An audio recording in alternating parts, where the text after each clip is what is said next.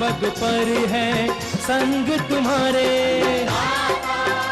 अन्नदाता लहू किसानों का बन के पसीना सींचता है धरती का सीना। मेहनत का तेरी हक दिलवाने, नई तकनीक नई खोज बताने। पशुधन को गुणवान बनाना, पौध सुरक्षा को सिखलाना, खेती के सब गुर समझाने, भारत का सरताज बनाने। आठों पहर है संग तुम्हारे। अन्नदाता अन्नदाता। नमस्कार, मैं हूं नीलू। आप सभी दर्शकों का अन्नदाता कार्यक्रम में स्वागत करती हूं। हर रोज की तरह कार्यक्रम में लेकर आई हूं खेतीबाड़ी से जुड़ी हुई बहुत सी लाभकारी जानकारियां। तो चलिए सबसे पहले देखते हैं क्या है विशेष आज के कार्यक्रम में। मक्का की फसल में लगने वाले हानिकारक कीट और उसका नियंत्रण,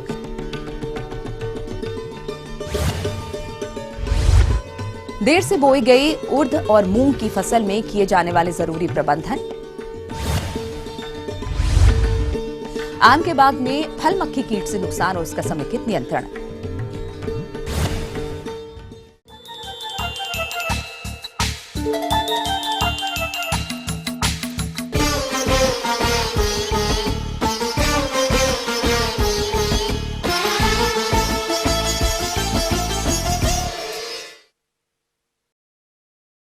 प्रदेश के जिन किसान भाइयों ने मक्का की फसल लगाई है, उनकी फसल में इस समय कुछ हानिकारक कीटों का प्रकोप देखने में मिल रहा है, जिन पर समय से नियंत्रण कर पाना बहुत जरूरी होता है, क्योंकि समय से नियंत्रण पा लेने से इन कीटों के द्वारा होने वाले नुकसान को कम किया जा सकता है। तो किसान भाई कैसे करें इन हानिकारक कीटों का नियंत्रण, इस विषय पर उचित सुझाव दे रहे हैं पंतनगर कृषि विश्वविद्यालय के डॉक्टर SN तिवारी। किसान भाइयों, मक्के की फसल को बुआई से लेकर के कटाई तक 3 प्रकार के कीड़ों का नुकसान झेलना पड़ता है। सबसे पहला जो कीड़ा है उसको हम ज्वार की प्ररोह मक्खी कहते हैं। वैसे इसका नाम तो ज्वार की प्ररोह मक्खी है, लेकिन मक्के पर भी इसका अच्छा खासा नुकसान होता है। और जैसे ही पौधा जम करके ज़मीन के बाहर आता है या थोड़ा आधे फुट का हो जाता है, तो उसकी गोभ में ये मक्खी के जो मैगट्स होते हैं घुस करके उसको काट देते हैं, जिसकी वजह से बीच वाली गोभ सूख जाती है। इसको हम मृत गोभ खाते हैं। दूसरा कीट है जो थोड़े बाद की अवस्था में आ सकता है या हो सकता है पहले से भी आ जाए, वो है मक्के का तना वेदक। कभी कभी देखा गया है कि जब इसका नुकसान बहुत ज़्यादा होता है तो पौधे बीच में टूट करके गिर जाते हैं और फसल को काफ़ी नुकसान होता है। अगर मक्के की पत्ती पर जो पत्तियाँ निकल रही हैं उसमें एक लाइन में ही 4-5 छेद आपको दिखाई दे, तो आप समझ जाइए कि इस पौधे में मक्के का तनावेदक लग गया है और उसके बाहर बुरादा टाइप का कोई मटेरियल बाहर आ रहा होगा। तो दवाएं वैसे तो कई हैं, लेकिन सबसे अच्छी दवा जो आजकल प्रभाव दे रही है उसमें है फिप्रोनिल 5SC और क्लोरपाइरिफास 50 EC का एक मिक्सचर। इसके लिए 1 लीटर फिप्रोनिल 5SC और 1 लीटर क्लोरपाइरिफास 50 EC को आप 500 से लेकर के 1000 लीटर पानी में घोल करके अच्छी प्रकार से छिड़काव कर दीजिए पौधे के ऊपर। तो ये दोनों रसायनों का जो मिक्सचर है बहुत ही उपयोगी है, बहुत ही प्रभावशाली है। ये भी पौधे के अंदर पहुंच जाएंगे और जहाँ कहीं भी सुड़ियाँ होंगी वहाँ पर जा कर के उनको मार देंगे। ये देखा गया है कि एक बार के प्रयोग से ही वैसे इस कीट का नियंत्रण हो जाता है, लेकिन अगर आपको लगता है कि सभी सुड़ियाँ नहीं मरी हैं तो लगभग 7 से 10 दिन के बाद एक दूसरा छिड़काव भी आप इसका कर सकते हैं। तीसरा कीट है वो है माहू। मक्के का माहू का भी प्रकोप अब देखा गया है कि दिन प्रतिदिन बढ़ता जा रहा है। आप पौधे को अच्छी तरह से देखिए तो जहाँ पर उसके फूल लग रहे हों या पत्तियों की गोभ में काले काले रंग के माहू बहुत सारे दिखाई देंगे। पत्तियाँ कभी कभी काली हो जाती हैं, इतनी ज़्यादा संख्या में बैठे होते हैं। तो जहाँ कहीं भी आपको माहू दिखाई दे वहाँ पर आपको थियामेथाक्साम 25WDG नाम की दवा आती है। थियामेथाक्साम 25WDG ये दवा 50 से लेकर के 100 ग्राम दवा को, ये छोटे छोटे ग्रेन्यूल्स होते हैं, 50 से 100 ग्राम छोटे छोटे ग्रेन्यूल को आप 500 से लेकर के 1000 लीटर पानी में घोल करके अगर आप पौधे पर छिड़काव कर देंगे तो माहों का नियंत्रण लगभग एक बार के छिड़काव में ही हो जाता है। किसान भाइयों, कभी कभी ये भी देखा गया है कि जब मक्के में भुट्टे यानी बाल लग जाते हैं और उसमें छोटे छोटे दाने लग जाते हैं तो उस पर एक ऐसे कीड़े का प्रकोप हो जाता है जो मक्के का तो मुख्य रूप से कीट नहीं है, लेकिन वो बहुभक्षी कीट है। आपने उसका प्रकोप चने में देखा होगा, चने के फलीवेदक के रूप में, अरहर में देखा होगा, अरहर के फलीवेदक के रूप में, टमाटर में देखा होगा, टमाटर के फलवेदक के रूप में। कीट तो एक ही है, लेकिन ये क्या बहुभक्षी है। तो कभी कभी इस प्रकार के या इस कीट का भी प्रकोप मक्के में हो जाता है और इसकी सूढ़ियाँ उसके अंदर छेद करके जो मक्के की बाल होती हैं उसे नष्ट कर देती हैं, दानों को भी नष्ट कर देती हैं और इससे उपज पर काफ़ी बुरा प्रभाव पड़ता है। तो जहाँ कहीं भी बिना बाल वाली सूढ़ियाँ आपको दिखाई दे, जिनके शरीर पर चकत्ते हों, वो हेलिकोवर्पा आर्मिजेरा यानी फलीवेदक या फलवेदक की सूढ़ियाँ होती हैं। उनके नियंत्रण के लिए आपको इंडोक्साकार्ब नाम की दवा का प्रयोग करना चाहिए। इंडोक्साकार्ब 14.5 EC अगर मिलता है तो आप 400 से लेकर के 500 मिलीलीटर दवा को प्रति हेक्टेयर की दर से छिड़काव करें, 500 से लेकर के 1000 लीटर पानी में घोल करके। या इंडोक्साकार्ब 15.8 EC नाम की दवा अगर मिलती है तो 333 मिलीलीटर दवा को आप 500 से 1000 लीटर पानी में घोल करके आप प्रति हेक्टेयर की दर से छिड़काव कर सकते हैं। फसल में कीटों का प्रकोप होने के बाद यदि दवाओं का छिड़काव करते हैं तो लागत खर्च बढ़ता है। इसलिए जो किसान अभी मक्का की बुआई करने वाले हैं वो बुआई करते समय ही कुछ उपायों को अपनाकर अपनी खड़ी फसल को कीट मुक्त रखते हुए अधिक उपज ले सकते हैं। तो आइए वे कौन सी तकनीक है विस्तार से जानते हैं। अगर आपके क्षेत्र में इस प्रकार के कीट का प्रकोप होता है तो आप बुआई के समय ही मक्के की बुआई या ज्वार की बुआई बीज को शोधित करके ही करना चाहिए। अब बीज के शोधन के लिए 2 प्रकार की दवाएं आपको बाजार में मिलेंगी। एक का नाम है थियामेथाक्साम 35FS और दूसरे का नाम है थियामेथाक्साम 70WS। थियामेथाक्साम 30FS नाम की जो दवा आती है वो 10 मिलीलीटर दवा प्रति किलोग्राम बीज के लिए उपयुक्त होती है। और ऐसे ही जो इमिडाक्लोप्रिड 70WS नाम की जो दवा आती है वो 10 मिलीलीटर प्रति किलोग्राम बीज के लिए प्रयोग में लाई जाती है। 10 मिलीलीटर दवा को थोड़े से पानी में घोल करके और 1 किलोग्राम बीज में मिला दीजिए, फिर किसी थैली में रख करके उसको अच्छी तरीके से हिलाइए ताकि बीज के चारों ओर वो लग जाए और उसके बाद बुआई कीजिए। अगर आप किसी दवा का प्रयोग करना चाहते हैं बुआई के समय भी तो 2 प्रकार की दवाओं का प्रयोग कर सकते हैं। या तो कार्बोफ्यूरान 3CG, कार्बोफ्यूरान का ग्रेन्यूल आता है 3%, उसका भी प्रयोग कर सकते हैं लगभग 33 किलोग्राम प्रति हेक्टेयर। या दूसरा ग्रेन्यूल होता है फोरेट 10G का भी आप प्रयोग कर सकते हैं लगभग 19 किलोग्राम प्रति हेक्टेयर। लेकिन इनका प्रयोग बुआई के समय ही करना चाहिए और प्रयोग करने की विधि भी बहुत ही महत्वपूर्ण है। आप बुआई करते समय आप नालियों में बुआई करते हैं तो बीज के साथ साथ ये फोरेट या कार्बोफ्यूरान के ग्रेन्यूल हैं उनको भी डाल दीजिए ताकि जहाँ पर बीज हो वहीं पर दवा भी पड़ी रहेगी। और चूँकि ये अंतर प्रवाही रसायन होते हैं तो जैसे ही बीज जमेगा पानी में घुल करके ये रसायन पौधे के अंग अंग में पहुँच जाएंगे और जब कभी भी कीड़े उसमें लगेंगे उसको मार डालेंगे। इन कीटों से फसल को मुक्त रखने के लिए कुछ अन्य उपाय भी कारगर साबित होते हैं जिसे सही तरीके से अपनाने से फसल में कीटों का प्रकोप होगा ही नहीं या बहुत ही कम कीटों का प्रकोप होगा। तो वो कौन कौन से उपाय हैं आइए आपको बताते हैं। दवाओं का प्रयोग किसान भाइयों को तभी करना चाहिए जब उनके खेतों में कीड़ों का प्रकोप बहुत ज़्यादा है। बहुत सारी ऐसी सस्य क्रियाएं हैं जिनको संपादित करके किसान भाई कीड़े मकोड़ों की संख्या को कम कर सकते हैं। जैसे बुआई के पहले खेत की अच्छी प्रकार से गहरी जुताई कर लीजिए ताकि कुछ कीड़ों के जो प्यूपा या लार्वी उसके अंदर छिपे रहते हैं वो बाहर चले आएँ। बाहर आने के बाद चिड़िया वगैरह उनको खा करके उनको नष्ट कर देते हैं। तो जुताई बहुत अच्छा तरीका है। कभी कभी देखा गया है कि जो कीड़े ज़मीन के अंदर छिपे रहते हैं उनको मारने में सिंचाई का भी बहुत अच्छा योगदान होता है, क्योंकि जब सिंचाई की जाती है तो ये कीड़े बाहर आते हैं और उनको पक्षी खा जाते हैं। समुचित मात्रा में उर्वरकों का प्रयोग करते हुए और बहुत ही संतुलित तरीके से कीटनाशी रसायनों का प्रयोग करते हुए अगर आप मक्के की खेती करेंगे तो निश्चित रूप से आपकी लागत भी ज़्यादा नहीं होगी और आपकी फसल में मुनाफा ज़्यादा होगा। आगे और भी है कुछ रोचक जानकारियां, पर यहां पर रुकेंगे एक और ब्रेक के लिए। जल्द हाजिर होते हैं।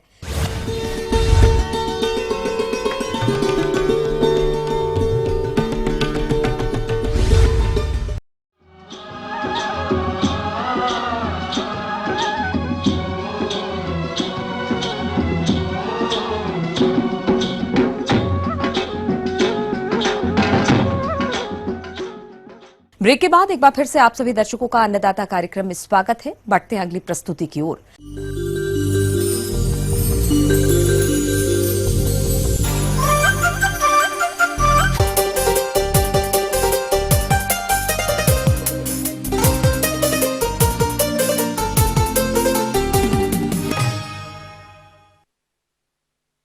हमारे प्रदेश के जिन किसान भाइयों ने उर्द और मूंग की बुआई अप्रैल माह के प्रथम पखवाड़े में की थी, उनकी फसल इस समय बढ़वार लिए हुए खेतों में खड़ी है और फसल की इस अवस्था पर इसमें कुछ प्रबंधनों को करना बहुत जरूरी होता है।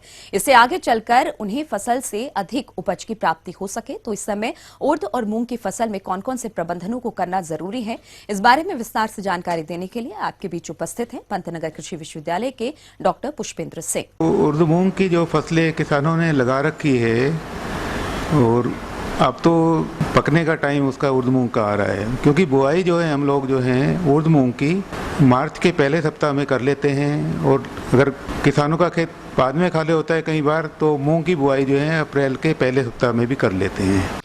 उर्द और मूंग की फसल में सिंचाई जल की एक अहम भूमिका रहती है, क्योंकि इस समय गर्मी का मौसम चल रहा है और ऐसे मौसम में हमारे किसान भाइयों को फसल में सिंचाई की तरफ विशेष ध्यान देना चाहिए।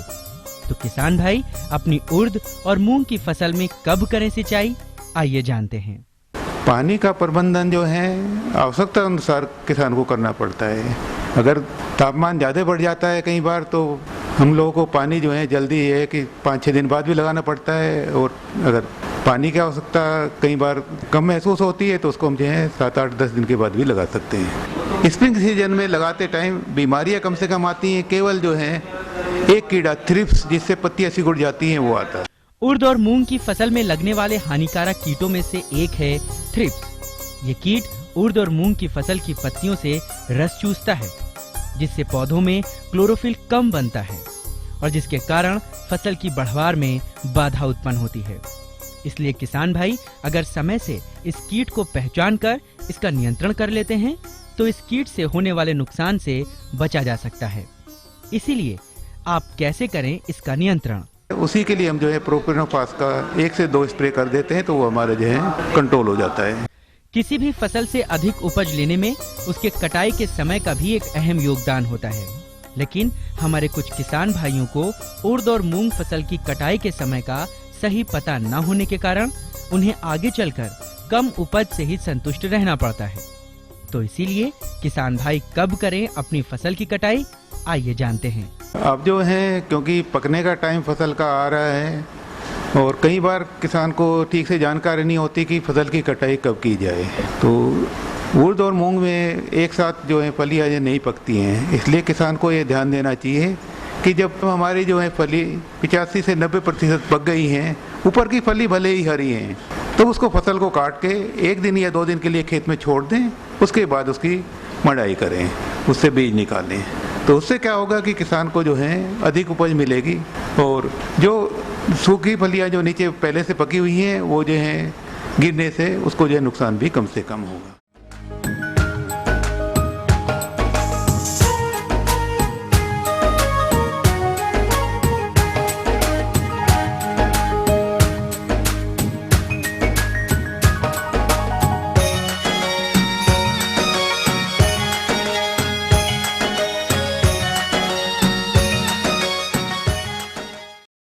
आम के बागों में इस समय फलों का विकास हो रहा है और इस अवस्था पर इन बागों में फल मक्खी कीटों का प्रकोप होता है। इससे फलों की क्वालिटी खराब हो रही है, साथ ही ऐसे फलों का बाजार में अच्छा मूल्य भी नहीं मिलता।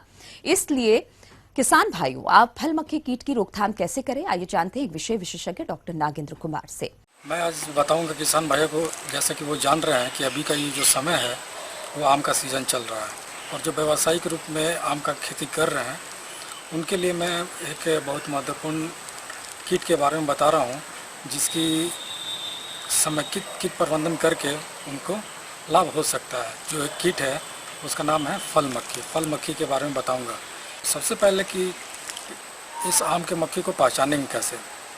तो किसान भाइयों, यह जो मक्खी होती है लाल भूरे रंग की एवं जो घरेलू मक्खी होती है जो हमारे घर में पाए जाते हैं उनसे थोड़ी सी बड़ी होती है। जो फल मक्खी है, जो मादा है, नर चाहे मादा है, इनके सिर पर काले तथा सफ़ेद धब्बे पाए जाते हैं।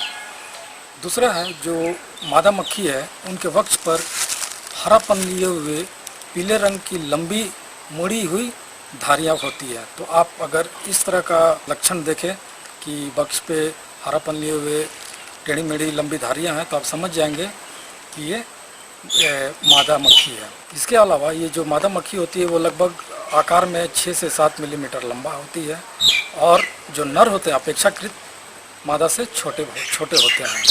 और आप ये जानें कि अगर जहाँ पे समान तापमान है, मतलब कि टेम्परेचर का ज़्यादा फ्लक्चुएशन नहीं होता है, वहाँ पर ये फल मक्खी सालों भर पाई जाती है और ये अंडे समूह में देते हैं और ये फल के अंदर ही देते हैं। ये जो अंडे हैं, जैसे ही फल के अंदर अंडा मादा देती है 3 दिन के अंदर वो फूट जाता है और जो उसमें से जो पिल्लू निकलते हैं वो धीरे धीरे फल को खाना शुरू करते हैं और वो लगभग 6 से 30 दिन तक का समय लगाते हैं वयस्क होने में। और जो पिल्लू का जो लास्ट स्टेज होता है वो फल खाने के बाद वो ज़मीन पे गिर पड़ता है, ज़मीन पे आ जाता है, मिट्टी के अंदर वो अपना शुष्क जो अवस्था है उसको पार करता है और ये लगभग 6 से 44 दिन तक मिट्टी के अंदर रहते हैं और इसके बाद फिर वयस्क जो है वो बाहर निकल जाते हैं। तो यही इसका जीवन चक्र है। अब किसान भाइयों, मैं इसके प्रबंधन के बारे में बताता हूँ। तो सबसे पहले तो ये है कि इस कीट के प्रकोप से बचने के लिए आप अर्ली हार्वेस्टिंग कर सकते हैं। दूसरा है आप अपने बागीचे की साफ सफाई हर सप्ताह करें और गिरे हुए फल चुनकर वहाँ से हटा दें या जमीन के अंदर उसको गाड़ दें। अगले सीजन के लिए मैं बता रहा हूँ, जाड़े के मौसम में आप पेड़ के चारों ओर प्लाविंग करें ताकि जो मिट्टी है ऊपर नीचे हो और जो पीपा है वो सन के संपर्क में आने से नष्ट हो जाता है या मर जाता है। नेक्स्ट क्या है कि अगर आपका बागीचा है तो उसमें आप फ्रूट फ्लाई जो फल मक्खी है उसका मॉनिटर कर सकते हैं। जो बागीचा है उसमें कितना प्रकोप हो रहा है। इसके लिए आपको क्या करना है कि मिथाइल यूजिनॉल ट्रैप का हम इस्तेमाल करते हैं।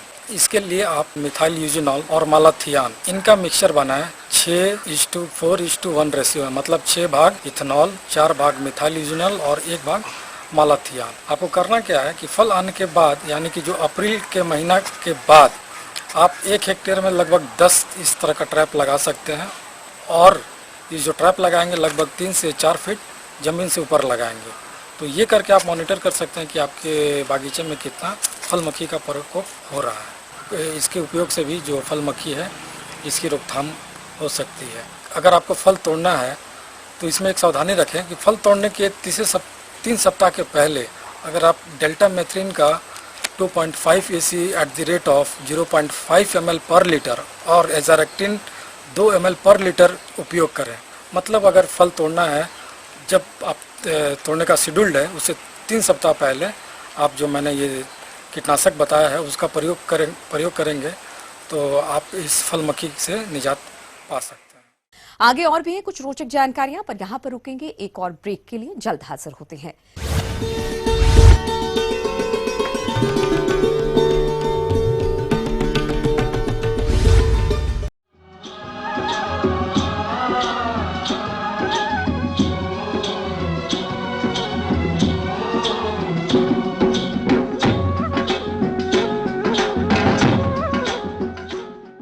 ब्रेक के बाद आप सभी दर्शकों का स्वागत है। चलिए अब रुक करते हैं अगली कड़ी की ओर।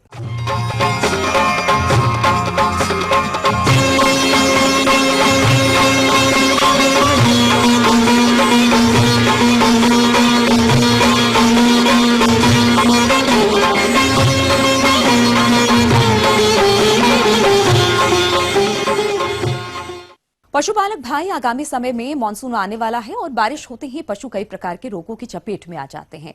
ऐसे में बारिश से पहले पशुओं को रोगों से बचाने के लिए टीकाकरण करवाना बेहद जरूरी होता है। तो बारिश के मौसम से पहले पशुओं में किन रोग के टीके लगवाएं, आइए जानते हैं एक पशु चिकित्सक डॉक्टर सुभाषी साहू से।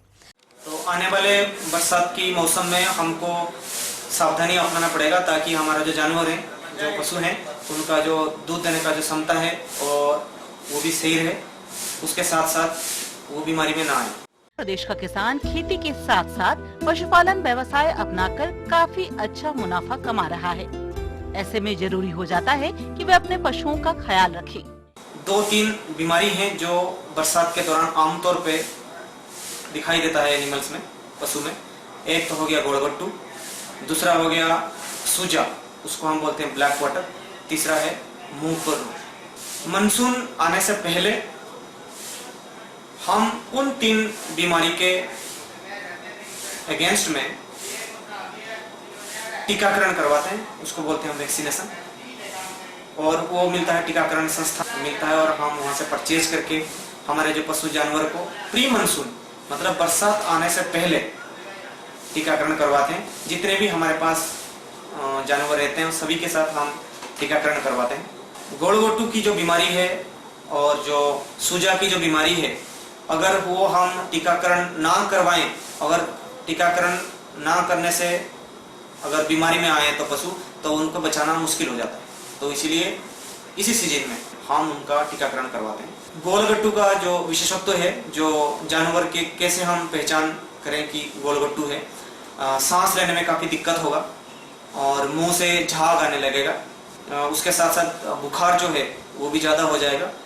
नॉर्मल जो टेम्परेचर रहता है जानवर में वो 101.5 डिग्री फ़ारेनहाइट रहता है, लेकिन उससे अगर ज़्यादा हो जाता है 104 हो जाता है, 104.5 105 डिग्री फ़ारेनहाइट हो जाता है इसी बीमारी के चलते हुए।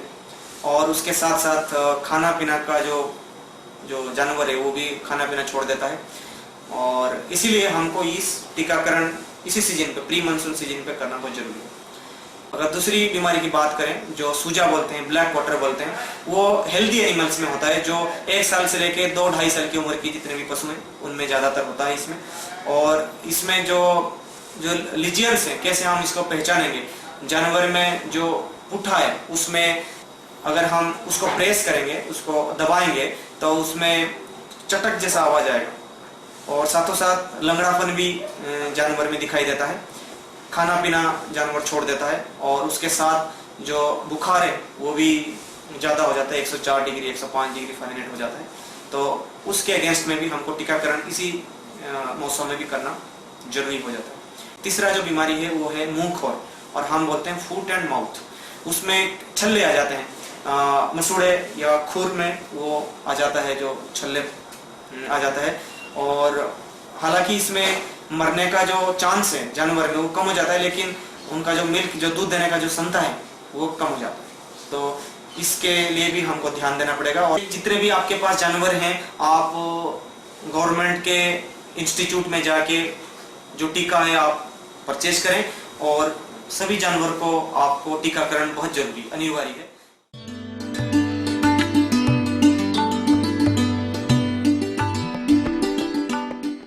अन्नदाता हेल्पलाइन निःशुल्क फोन संपर्क सेवा के माध्यम से आपके द्वारा पूछे गए कृषि से जुड़े प्रश्नों में से 1 या 2 महत्वपूर्ण प्रश्न को हम अपने कार्यक्रम में शामिल करते हैं, और इसी के तहत आज का चयनित प्रश्न और उसका जवाब इस प्रकार है। अन्नदाता निःशुल्क फोन संपर्क सेवा के माध्यम से पूछे गए प्रश्नों में से आज हमने जिस प्रश्न को कार्यक्रम में शामिल किया है उसे पूछा है लौंगपुर जिला बरेली के कृषक अभिजीत ठाकुर ने। यह शिमला मिर्च की फसल में लगने वाले कीट व रोगों के नियंत्रण पर जानकारी चाहते हैं। तो अभिजीत ठाकुर जी, आपकी जानकारी हेतु प्रस्तुत है कार्यक्रम का यह अंश। जो मुख्य रूप से शिमला मिर्च में इस समय किसान जो है वो उमस बढ़ रही है, टेम्परेचर थोड़ा बढ़ गया है, तो पाउडरी मिल्ड्यू का प्रकोप ज़्यादातर शिमला मिर्च में इस समय शुरू हो गया है, और इस समय देखभाल की बहुत ज़रूरत है। सफ़ेद रंग का एक चूर्णीय पाउडर जैसा आपको पत्ती के पिछले भागों में दिखाई देगा, जिसके कारण पत्ते जो हैं वो गिरने लगेंगे और काफ़ी ज़्यादा मात्रा में धीरे धीरे गिरने लग जाते हैं।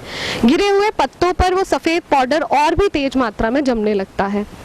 सबसे पहले किसानों को ज़रूरत है कि उन गिरे हुए पत्तों को बिना उसका पाउडर झाड़े कोशिश करें कि उसे उठा लें, और उसके बाद सफाई करने के बाद जब पत्ते हट जाएं तो कोशिश करें कि वही दोपहर बाद के समय में कैराथेन का स्प्रे जो है वो 1.5 से 2 ml प्रति लीटर के हिसाब से पौधों की पत्ती के निचले भाग तक उसकी धुलाई हो, इस बात का ध्यान रखते हुए करें। एक सुंडी वाला कीड़ा जिसको हम लोग बोलते हैं बोरर, उसका भी प्रकोप पौधों में शुरू हो गया है।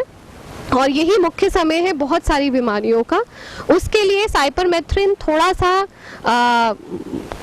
कहें तो ज़्यादा कड़ी दवा है। उससे पहले अगर स्पिनोसैड अगर कहीं पर उपलब्ध हो तो आधा ml प्रति लीटर के हिसाब से स्पिनोसैड जो है वो एक अच्छी और नई दवा आई है और यहाँ काफ़ी हद तक कारगर हो रही है।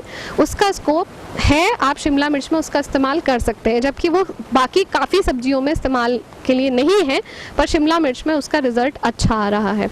वहीं अगर थ्रिप्स और माइट का जहाँ पत्ते मुड़ने लगते हैं, मुड़नशील पत्तियाँ जिसकी जो हम कहते हैं कि थ्रिप्स का इन्फेक्शन है, माइट का इन्फेक्शन है, उसका भी थोड़ा ध्यान दें।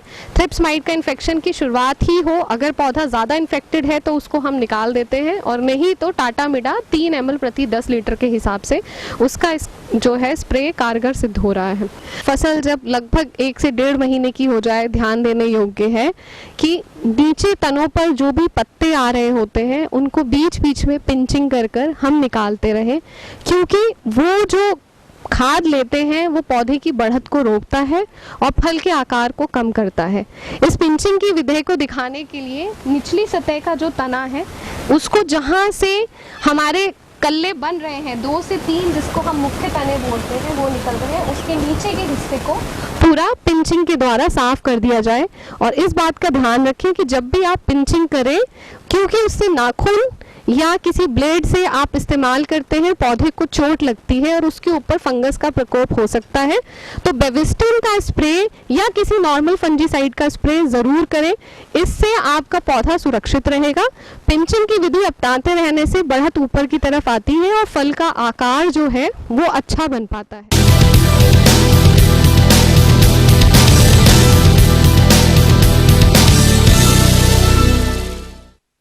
राज्य के विभिन्न मंडियों में कृषि उत्पादों के चढ़ते उतरते बाजार भाव की संक्षिप्त जानकारी इस प्रकार है।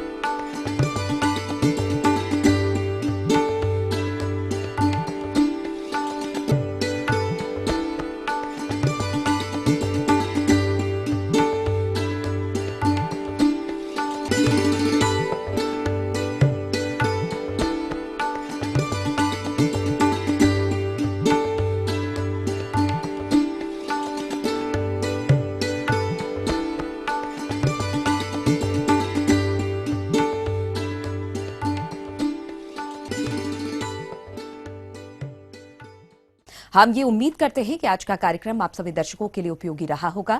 किसान भाइयों, अन्नदाता आपकी सेवा के लिए संकल्परत है। कृषि संबंधित समस्या एवं सुझावों के लिए आप हमें इस पते पर संपर्क कर सकते हैं। प्रोड्यूसर अन्नदाता ETV Uttar Pradesh Uttarakhand, Ramoji film city Hyderabad 501512। साथ ही आप हमें ईमेल भी कर सकते हैं। हमारा ईमेल है annadata.up@etv.co.in। इसके अतिरिक्त आप हमें निःशुल्क हेल्पलाइन नंबर 180010845999 पर सोमवार से शनिवार सुबह 10 से शाम 4 बजे के बीच संपर्क भी कर सकते हैं। अब आइए देखते हैं कल दिखाए जाने वाले कार्यक्रम की मुख्य झलकियां। अधिक आमदनी हेतु लीची की तुड़ाई के समय ध्यान देने योग्य महत्वपूर्ण बातें। धान के उन्नत बीजों के चयन पर तकनीकी जानकारी। फिलहाल अन्नदाता की पूरी टीम को इजाजत दीजिए। कल फिर इसी समय आपसे मुलाकात होगी कृषि संबंधी कुछ और महत्वपूर्ण जानकारियों के साथ। तब तक के लिए नमस्कार।